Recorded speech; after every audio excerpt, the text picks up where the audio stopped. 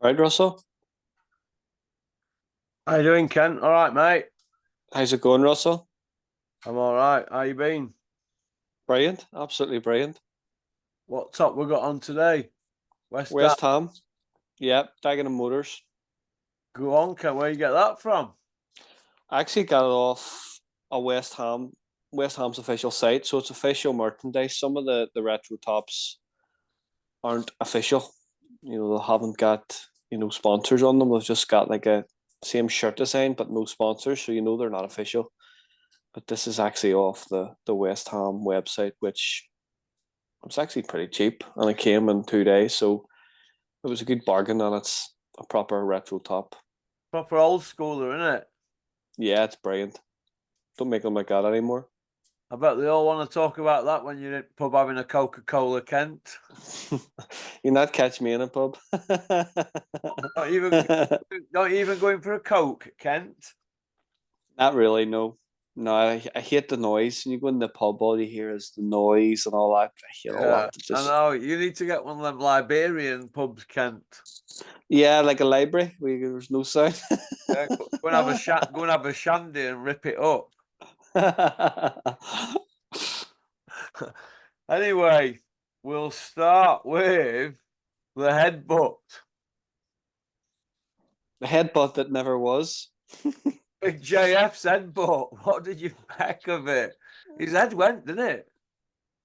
Yeah, well, it's like I said in the last video, John, it was very calculated. He picked the smallest guy in the camp and went over and headbutted him. The guy didn't say a word. The guy is a war hero who fought in the front line for Ukraine, and going and assaulting him like that was absolutely diabolical. It was it just it just verified that John's an absolute card. That was absolute disgraceful. It's disgraceful behavior. Yeah. Well, he didn't get arrested for it, did he? That would have been you or me messing about, or anybody else, member of the public over there in Saudi, that you would have been thrown in jail. Yeah. Yeah. Moving on to the fight. What did you make of the fight, Ken? Well, it's Tyson's second loss of his career. You go way back and you look at the John McDermott fight, the first fight. He lost that fight pretty convincingly. He lost that fight. He got a decision. The fight pretty much panned out how I said it would on the video. I was actually gutted. It was robbed. I'm going to be really selfless here and selfish, which I'm not, but I was actually robbed of a stoppage prediction. I thought Tyson, to start off, was boxing like on the back foot, like he was afraid. He was afraid to engage with Usyk. He knew that anything he done with Usyk up close, he was going to get countered by him. It felt like at range, even throwing it at mid the longer range, he was going to get countered by him. I thought it was a masterclass. It was a masterclass in boxing from Usyk. I thought he won the first 3 rounds easy. And the fight, I only give Fury 2 rounds, and that was round 5 and round 6. I gave him round 12, and the reason I give him round 12 was when I watch a fight, I try and be as objective as possible. I try and score it with no emotion. He's me right. I'll give him another round here just to see how it tallies up. No way he won that fight. It was a he comprehensively outboxed him. I thought the key shot in the first round was the very first shot he landed was his left hand body, and it wasn't quite a body shot because if you looked where it landed right on the ribs, just up from where the lungs are, and he was targeting that shot all fight. That was his way in. That was his way in to land shots. You could see from round 7 onwards, there was a massive leakage in energy of Fury, and it's because he was getting hit with them shots from the second that the fight went off.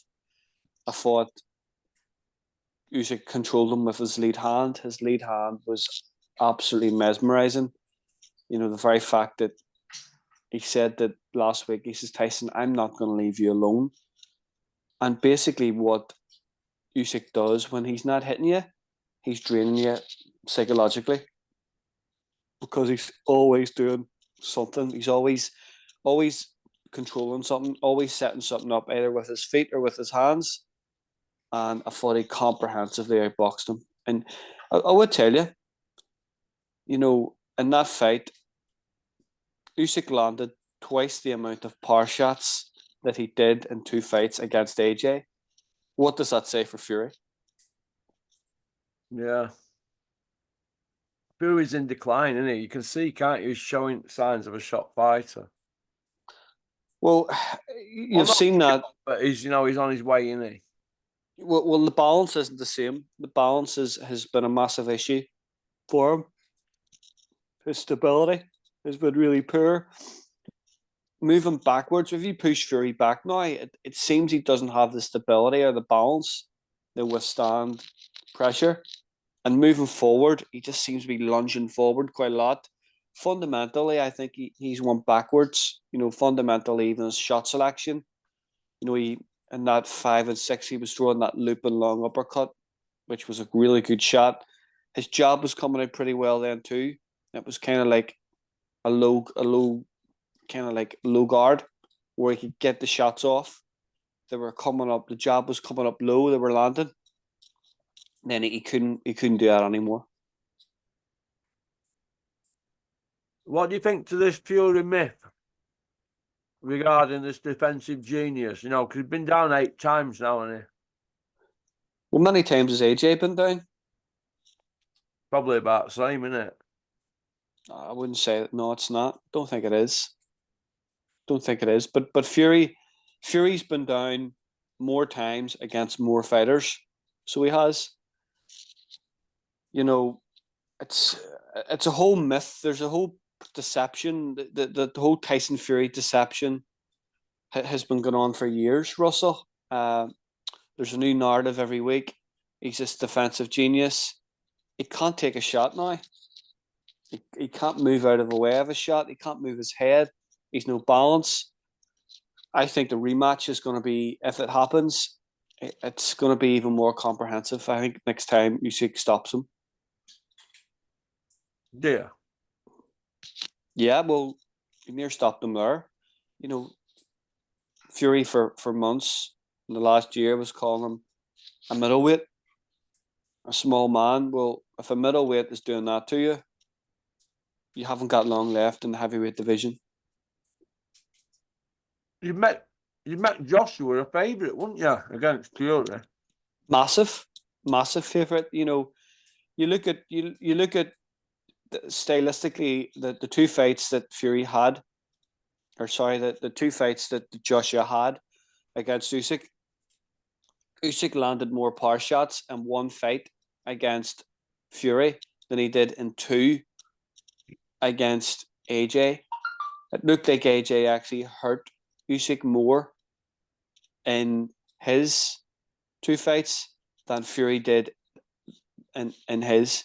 And I saying that, Usyk didn't hurt Joshua like he hurt Fury. So it all stacks up, and you go way back and you look at the amount of fighters that have actually hurt Fury. There's been a lot of fighters. The only person who really, really, really hurt AJ was Andy Ruiz. The demolition job of Andy Ruiz. But for me, it's great. There's so many deceptions out there, and there's been so much crap. And for me, like, I remember watching Lennox Lewis and Evander Holyfield, and that was a big moment in boxing, because that was the lineal champion. The last lineal champion that we had was Lennox Lewis when it was the 3 belts. Now it's obviously 4 belts. So it's absolutely great that there's actually a proper lineal champion now, not just somebody calling themselves the lineal champion. What did you make of the fight, Kent? The actual fight and the tactics? I thought it was a great fight. I really enjoyed it. I did. I was enthralled by it. I was watching it. it was absolutely mesmerizing watching it. Watching, I was kind of like watching it, thinking, is this actually happening? Should I actually be enjoying this? And as the first round went off, I was in my element. It was a brilliant, brilliant fight. I just love the mastery of Usyk. I loved how he controlled the fight, how he basically broke the fight down in sections and added different things to each section of the fight. It was a masterclass performance, and for me, Usyk is the best fighter of this generation by mile. Who's the number one pound for pound at the moment, Ken? It's Usyk now. Has to be Usyk. He's cleared out cruiserweight. He's cleared out heavyweight. What about all the Brits he's done? Joe Joyce, Bellew, Chisora, Joshua twice, Dubois, Fury. Well, you would really expect him to beat all them fighters because he's light years ahead of them, Russell. Yeah. He's light years ahead of those guys. Any one of them. Look what he's done to every one of them. He's a phenomenon. Alexander Usyk is an absolute phenomenon. Yeah. Do you think it's a coaching problem for our lot? I don't think so. I don't think it's down to individual coaching. I think it's all down to a system. When you look at the system that Usyk uses, it's a Soviet system. I've spoke about this. It's a great system. It's a system they've been using for a long, long time, and it's been taught very, very well. They know it very well. What system do they use in GB boxing? What is the template there of fighting? Where the Soviet style has been there for 100 years. They've been using it a long time. They know it. It works. It's taught very well. It comes off incredible fundamentals, feet fundamentals, hand fundamentals, the movement. It's a very simple system, but very efficient and taught very well. There's no point in having this great system where everybody's adding their own wee bits in and doing this and doing that. Well, it's not really the system then, is it? There's no curriculum over here, not over here, but there's no kind of curriculum in GB boxing where Soviet system is a system that is easy to coach, and they have been coaching it for a long, long time. It's like they talk about the Cuban style, how great the Cuban style is. The Cuban style, once you take it out of 2 3 minute rounds or 4 2s or whatever, it doesn't work. What Cuban fighter has come into the pro ranks and dominated with the Cuban style? None. Says it all. How many Russian fighters over the last 20 years have been dominating in their divisions and won multiple titles? Loads, isn't there? Yeah, says it all. Costa Zoo. He's Russian, wasn't he? Russian, yeah. Soviet style. Vladimir, Vitaly, Lomachenko, Usyk, Kovalev, Golovkin. All from that behind Iron Curtain, aren't they? Soviet style Russell. You've got Bivol at the moment. Dmitry Bivol. You got Beterbiev. It's just, and you look at all them fighters at their prime, Russell, at their prime, very, very hard to beat. Very hard to beat. Yeah. What did you make of the referee's performance, Ken? Diabolical. Dreadful. Dreadful performance. I thought he let Usyk went into this knowing the dangers of fighting Fury, so he would have been prepared. How he prepared for that was he covered everything. and you look at him up close. You look at him up close in the clinch. It's really hard to clinch. It's very, very hard to clinch Usyk and get him into that. It's kind of like when Fury beat Vladimir. He beat Vladimir with Vladimir's own tactics: hit, hold, rotate, and hit. And you heard John saying that in the corner: tie him up and hit him. But by that stage, it's too late for that. I don't know why he was saying that. But Usyk, if you watch him, defensively, he's very, very good. He's really, really hard to tie up. You know, it seems to be when he steps in, his arms are like so tight to his body, you can't underlock underneath him, and he just steps around. He just steps around or pivots or simple steps back. He just steps back, which it's simple but very, very efficient. And Fury actually couldn't get into that hit and hold with him, so he couldn't find a way to hold him. They start hitting behind the head. I thought the knockdown. Now he was well within his rights to count him, but if you watch momentarily, no one's actually saying this. Momentarily, when Fury was on the ropes, Usyk showed him mercy and had a slight break in action to let the referee to come in and stop it. And the referee came in, gave him a count, and saved him. Where that split 3 seconds, where Usyk, you can see Usyk waiting for the referee to come in. He just needed to hit him one more time, and that fight was over. I've never seen Fury hurt as bad in a fight as that. No? No. It shocked me. It was. Yes, it did, Russell. And when it did happen, I was looking at the TV, and I was like, is he playing possum here, or is he actually hurt? And then I noticed after I seen him scrambling across the ring, he was properly hurt. But that shot was a beautiful shot. Usyk stepping in the range, stepping across, and throwing the big looping shot around the guard. Beautiful shot.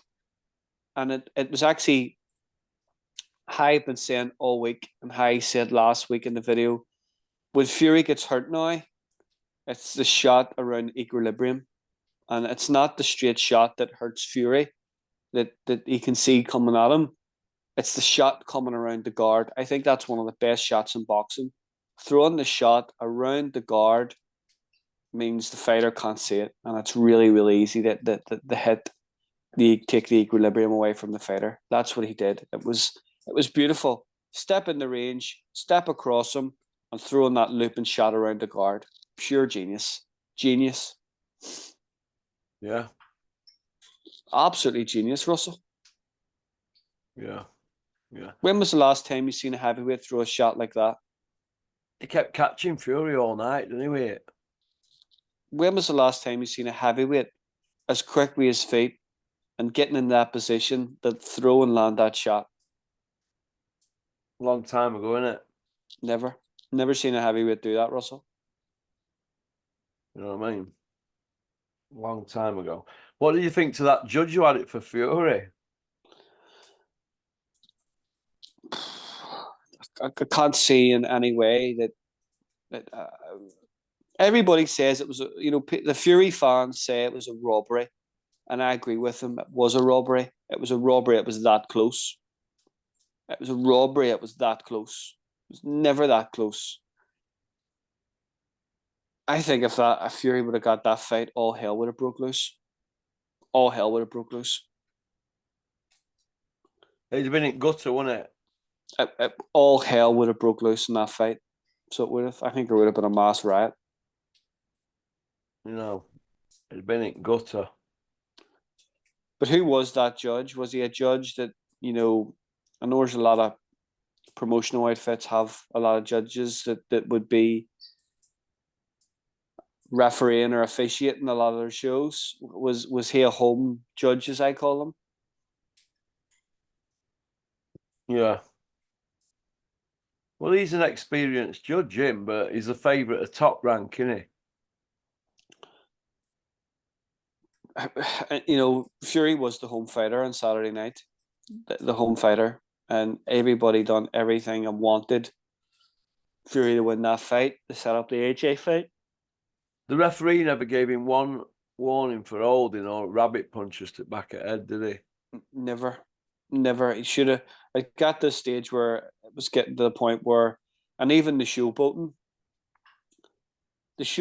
was out of embarrassment. The showboating was out of, I'm getting outfought, Running out of outboxed by, ideas. I'm getting outfought, outboxed, out hit. I'm getting schooled here, so I'm embarrassed.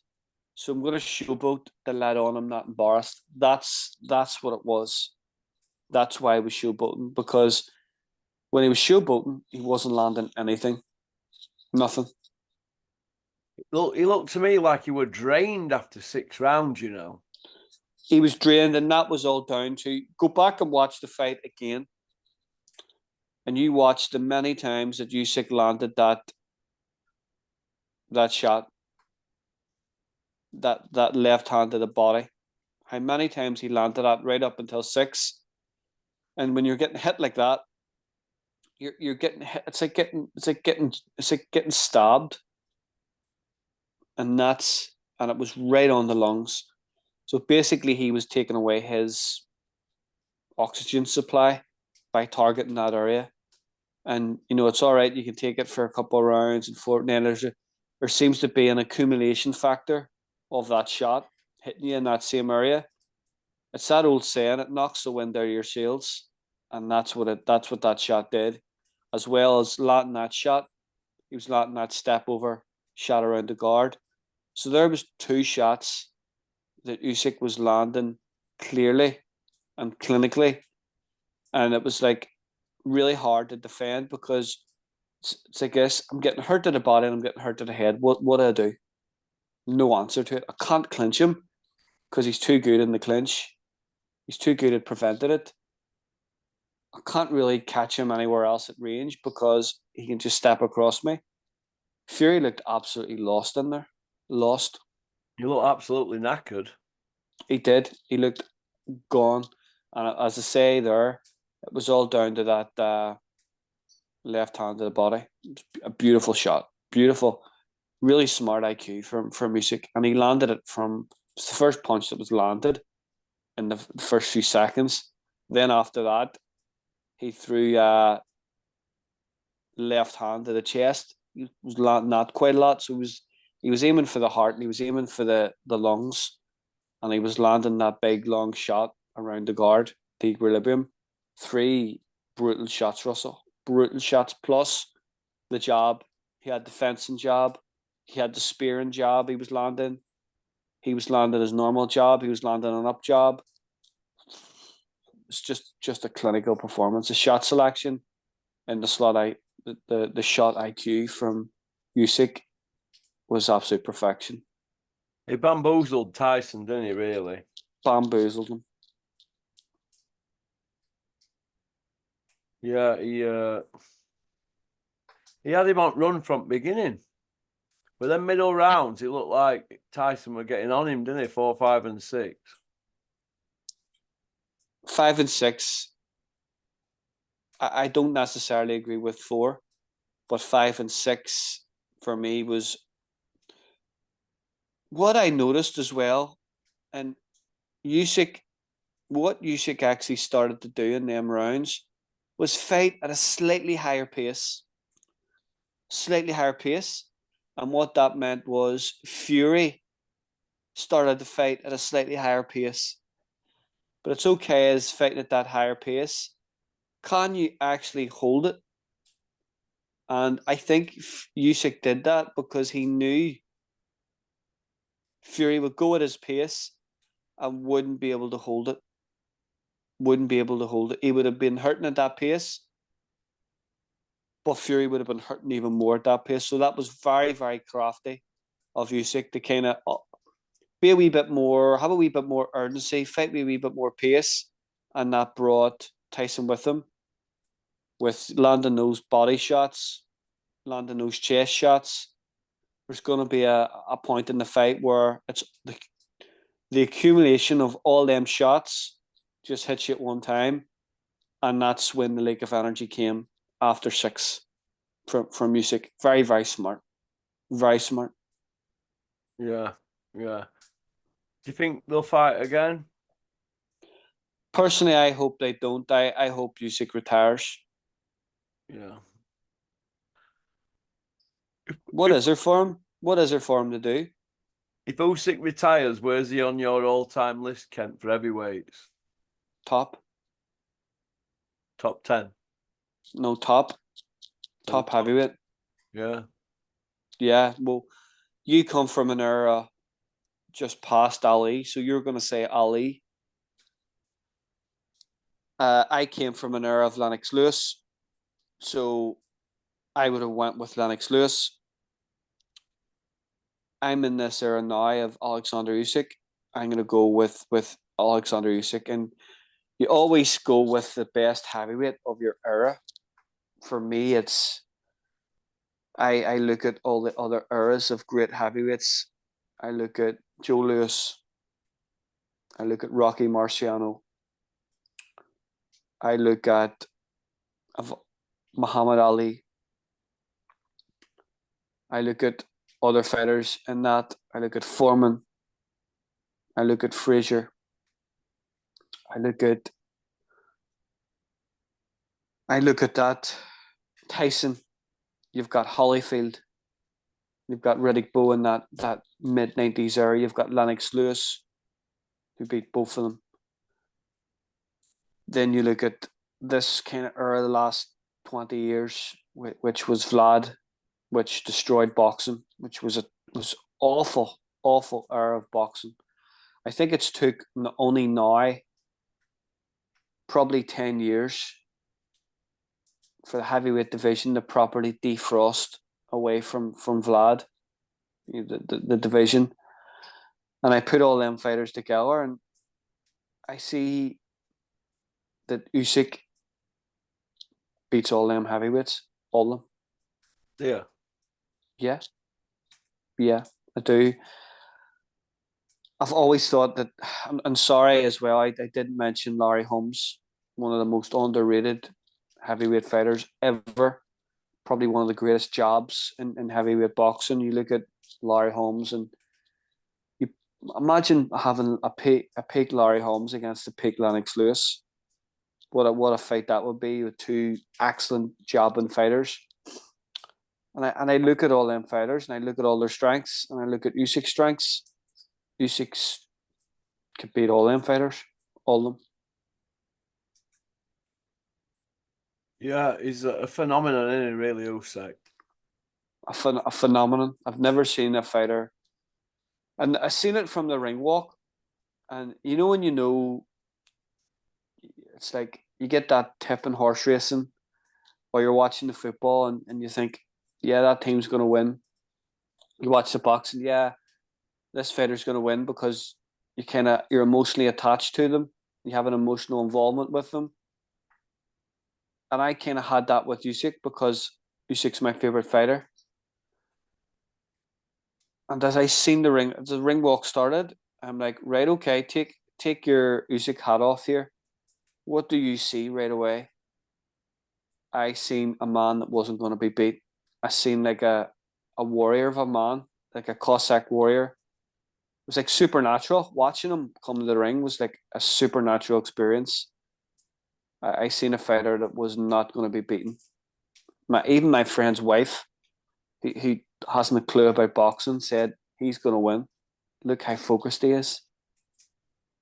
And that's how I felt. I knew from the second I seen him, he wasn't going to be beaten. Who do you think won mind games? There was no mind games, Russell. You can't have mind games against a fighter like Alexander Usyk. Well, no. It's not going to happen. It's not going to happen. If you're trying to have a mind games with Alexander Usyk, you're pissing in the wind. No, he's unbeatable, isn't he? Physically, mentally, emotionally. It's laughable to even think that you could try mind games with a Spartan like Alexander Usyk. It's pathetic. It's embarrassing. I know. What did you think to actual show or promotion of it all, Ken? I was very impressed with it. It seems to me like they're getting it right. Now, I didn't watch the whole show from the start. I was out with a few friends, so I didn't see the card from. Now, if I would have been home, I'd have been watching that card from 4 o'clock right through. But it looked to me a wee bit more. The presentation was really, really good. The ring walks were really good. The razzmatazz around it was brilliant. Now, I don't like all that rapping and bringing musical acts on before the fight. I think that actually, I think people don't want to see that. Now, I can see what they're trying. They're trying to put on an event. I don't care if it's Drake or whoever. I don't even know who the guy was. That's how far gone I am with modern music. But people just want to see the fight. The fighters are wrapped up. The fighters have warmed up. Get them out. Let them get at it. It just gets you restless. It gets you on edge watching it. You just want to see the fight. Yeah. Yeah. Well, we got a good old show, didn't we? It was brilliant. It was the only two fights I seen in the undercard was Anthony Kakesi, a fantastic win from Anto, Yeah. winning the world title. Fantastic dominant win, and everybody locally knows how good Anto is. As an amateur, he was an elite fighter. Everybody knows that he's a big puncher. Anybody that's sparred with him will tell you Anthony is a massive puncher. He's one of these guys that kind of likes to do things his own way in his career. He's very strong minded. He's his own man, which is great. He has went through adversity in his career. You know, you look at he had to buy out of I think there was a dispute with the McGuigans at Cyclone. I think there was also a dispute with his former manager as well. And he was in like a hiatus of a few years. And I think it's great that Frank Warren has actually stayed with him and backed him. There has been a lot of last minute, cancellations, a last minute fallouts, last minute pullouts of big fights, and he hasn't stopped him from trying to pursue his dreams and career and having that big win over there for Anto in an absolutely dominant performance. Like he won every round. He hurt Cordina with every shot near enough. I heard Eddie Hearn come out to say that, yeah, Cordina's days at the weight are done. Well, if that's the case, why did you put him in the fight? Why did you let him fight? I don't want to hear that crap. That's no excuse. Anto absolutely destroyed him, and that was it. I think if Anto said, right, okay, we'll go up and we'll fight at lightweight then, I think he would do the same job as he did. Actually, I don't think, I know he would have done the same job. It was great that he had one of his amateur coaches over with him, his amateur team, and Mickey Hawkins from Holy Trinity, who's a great coach himself locally. It was just fantastic for him. It was a brilliant performance. I watched Caballel versus Frank Sanchez.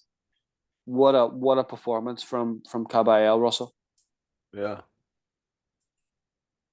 Yeah, Caballel looks like he's coming into his own, doesn't he? He does. He looks like a fighter who's hungry. He looks like a fighter who is at his best. He looks like a fighter that he knows his own strengths and his own weaknesses, and he works to his strengths really, really well. Fantastic performance. They were talking about Frank Sanchez being the heavyweight bogeyman of the last few years. He looked like the heavyweight bin man, never mind the heavyweight boogeyman.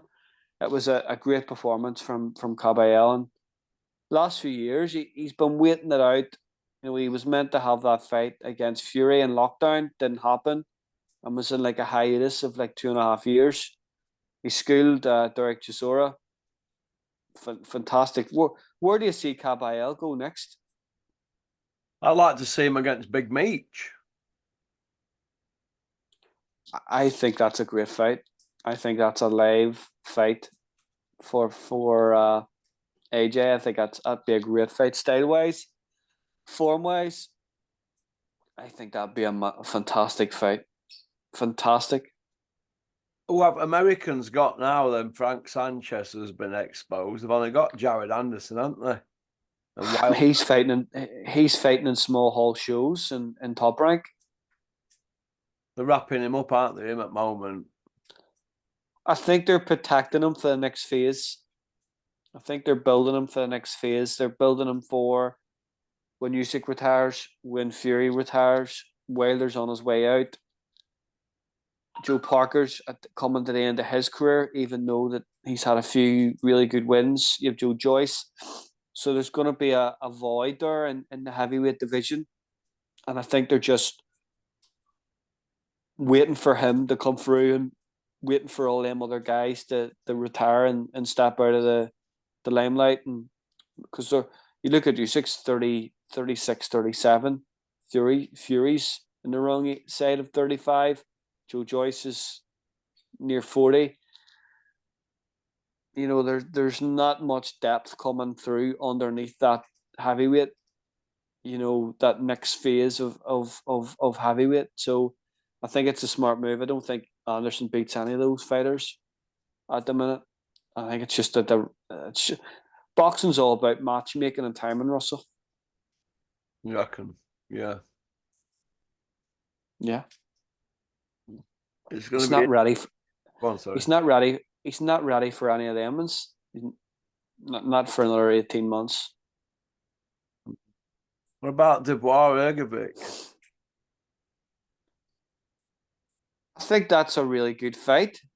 I think it's a fight that would never have been made unless Turkey Al Sheikh made it. Nobody else would have wanted to make that fight. You know, you had Hergovic just sitting about, waiting about, looking fights. I think it looked like at one stage they didn't want to put Hergovic in a fight because the way he fights. I thought he lost the fight against Zhang Zhile. Lost it by about 3 rounds. He was dropped heavily in that fight as well. I fought against Dempsey McKean, or as I call him, Dempsey McQueen. In that fight, he was terrible in that fight. Dempsey McKean's is one of the worst heavyweights I've seen in 30 years. You know, he was terrible in that fight. Then they had to bring over, you know, a guy who learned how to fight by watching YouTube, and Mark Demore. He's probably one of the worst fighters I've ever seen in my life. So that's what they thought of Filip Hrgovic when they were putting him in against the likes of Mark Demore. It shows you the confidence to have in him. I think this fight, it's going to be a good fight. It's going to be competitive. I don't quite know what I'm going to get from Dubois. I don't really see, apart from power punching, I don't really see what qualities that Dubois has. Yeah. Well, take away his big shots. What's he have? Well, we know he's got no arsehole, don't we? Once he's in the furnace. Well, you've seen that against Joe Joyce, and you've seen that against Usyk, and it's not only us talking about it. Even Frank Warren has said it. Well, yeah, Frank Warren's questioning his arsehole fucking.